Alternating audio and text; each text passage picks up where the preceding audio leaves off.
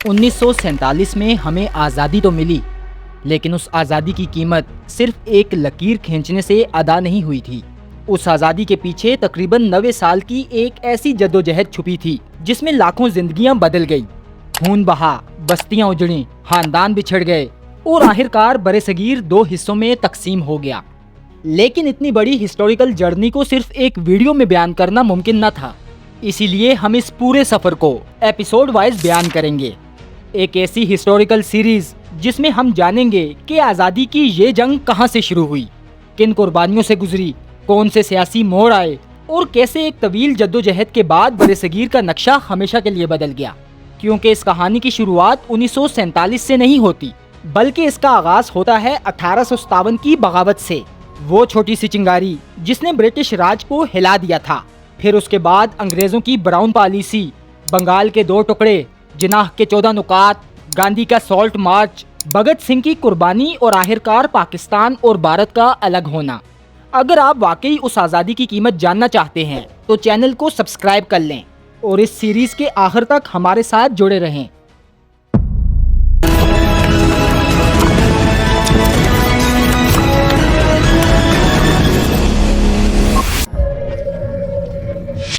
Beyond Ehtisham के मुआज़्ज़िज़ नाज़रीन, अस्सलामु अलैकुम।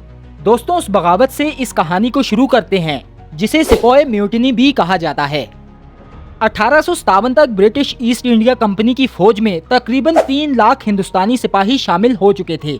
उनमें ज्यादातर हाई कॉस्ट ब्राह्मण और मुसलमान थे जो अपने मज़ाहिब से गहरा ताल्लुक रखते थे। उसी दौरान बरतानवी फौज ने एक नई राइफल मुतारिफ करवाई जिसे एनफील्ड राइफल कहा जाता था। उस राइफल को चलाने से पहले उसके कार्ट्रिज को दांतों से काटना पड़ता था, फिर उसमें मौजूद बारूद बंदूक में डाला जाता था। चंद ही हफ्तों बाद ये अफवाह पूरे फौजी निजाम में फैल गई कि उन कार्ट्रिजेस पर गाय और सुअर की चर्बी इस्तेमाल की गई है। नाज़रीन, हिंदू सिपाहियों के लिए गाय पवित्र थी, जबकि मुसलमानों के लिए सुअर नजिस समझा जाता था।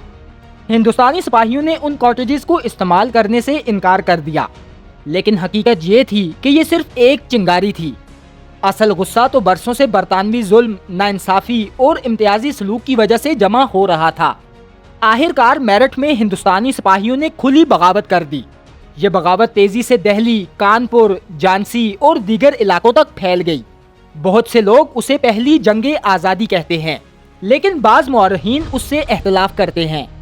उनके मुताबिक ये पूरे हिंदुस्तान की मुनज़्ज़म जंग नहीं थी, क्योंकि मुख्तलिफ इलाकों के अपने अपने रहनुमा थे और कोई एक मुश्तरका क़यादत मौजूद नहीं थी। दिल्ली में सिपाही बहादुर शाह जफर को दोबारा बादशाह बनाना चाहते थे। कानपुर में नाना साहब की क़यादत सामने आई, जबकि झांसी में रानी लक्ष्मीबाई मुज़ाहमत की इलामत बन गईं।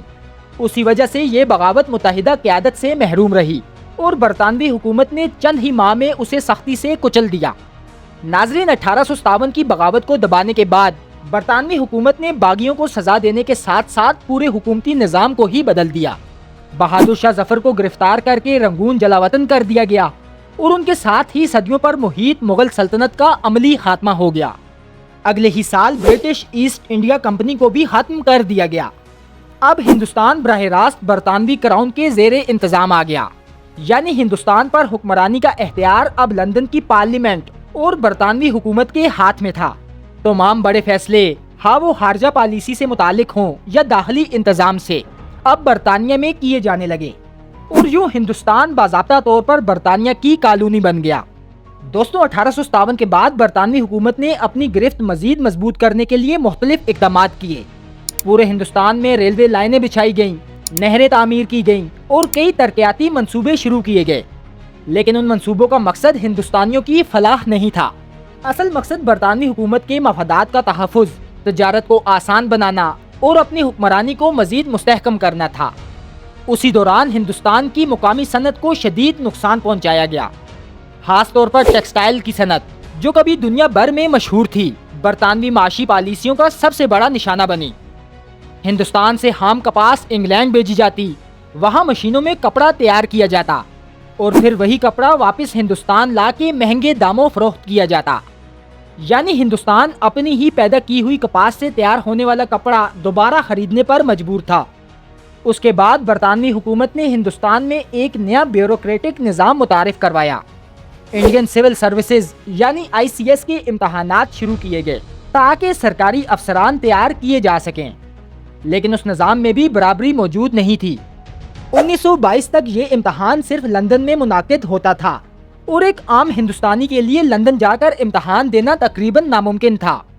उसी वजह से आला सरकारी ओहदे ज़्यादातर बरतानवी अफसरान के पास रहे। नाज़रीन, उसके साथ ही बरतानवी हुकूमत ने फ़ौज में भी तब्दीलियाँ करना शुरू कर दी। हिंदुस्तानी सिपाहियों की तादाद कम की गई, जबकि बरतानवी फौजियों की तादाद में इजाफा किया गया। लेकिन 1857 की बगावत ने बरतानवी हुकूमत को एक सबक ज़रूर सिखा दिया था कि अगर हिंदुस्तानी दोबारा मुत्तहिद हो गए तो बरतानवी राज को बरकरार रखना आसान नहीं होगा। अब उन्हें यकीन हो चुका था कि सिर्फ ताकत के जोर पर बड़े सगीर पर तवील अरसे तक हुकूमत नहीं की जा सकती। उन्हें एक ऐसी हिकमत अमली की ज़रूरत थी जिसके ज़रिए हिंदुस्तान पर सियासी, समाजी और ज़हनी तौर पर भी कंट्रोल कायम रखा जा सके। और यही वो मोड़ था जहां 1857 की बगावत का बाब अपने एख्तिताम की तरफ बढ़ता है। लेकिन बरतानवी हुकूमत की नई हिकमत अमली अभी शुरू होने वाली थी। उन्हें एहसास हो चुका था कि अगर हिंदुस्तानियों को मुकम्मल तौर पर ज़ेर असर रखना है तो सिर्फ फौज काफ़ी नहीं होगी, माशरे की सोच, तालीम और क़यादत को भी अपने रंग में रंगना होगा।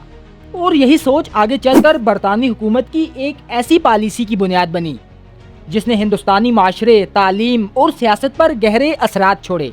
एक ऐसी पॉलिसी जिसका मकसद हुकूमत करने के साथ साथ हिंदुस्तानियों के एक खास तबके को अपने अंदाज़े फ़िक्र के मुताबिक डालना भी था। दोस्तों, इस पॉलिसी को तारीख में ब्राउन साहिब पॉलिसी के नाम से जाना जाता है। लेकिन आखिर ये पॉलिसी थी क्या?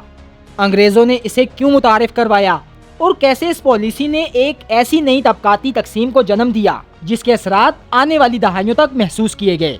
यही सब जानेंगे हम अगली एपिसोड में। उम्मीद है आपको हमारी आज की ये एपिसोड पसंद आई होगी। वीडियो पसंद आने की सूरत में वीडियो को लाइक और चैनल को सब्सक्राइब लाजमी करें और बेल आइकन भी दबा दीजिएगा ताकि हमारी हर आने वाली नई एपिसोड आप तक बर वक्त पहुँच सके। मिलते हैं इंशाल्लाह अगली एपिसोड में। अल्लाह हाफिज़, फ़ी अमान अल्लाह। पाकिस्तान जिंदाबाद।